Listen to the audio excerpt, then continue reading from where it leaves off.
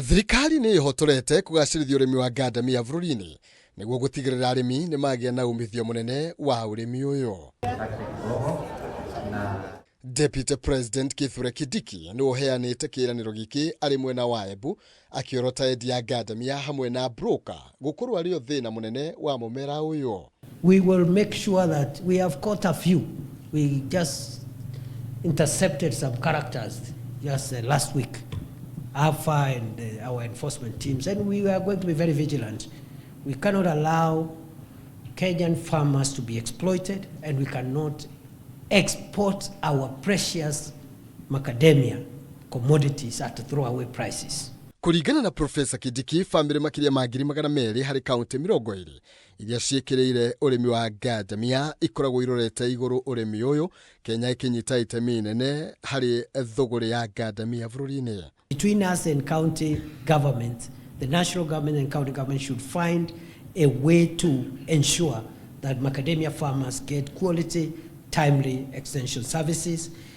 We are working on budgetary support to our national government departments, that's in agriculture and AFA, to make sure they have enough resources to play this role.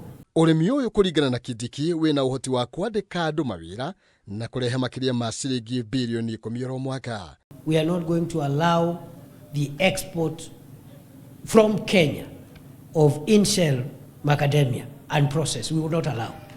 We catch you, we put you in jail.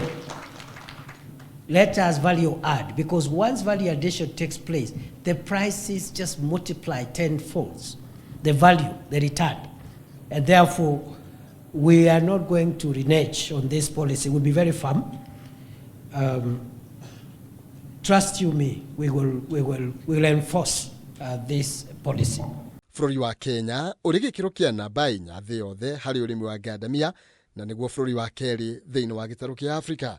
This is Pyrethrum. Handũ-inĩ ha Kameme TV, njĩtagwo Maina, Kĩhumo. 18 counties in Kenya.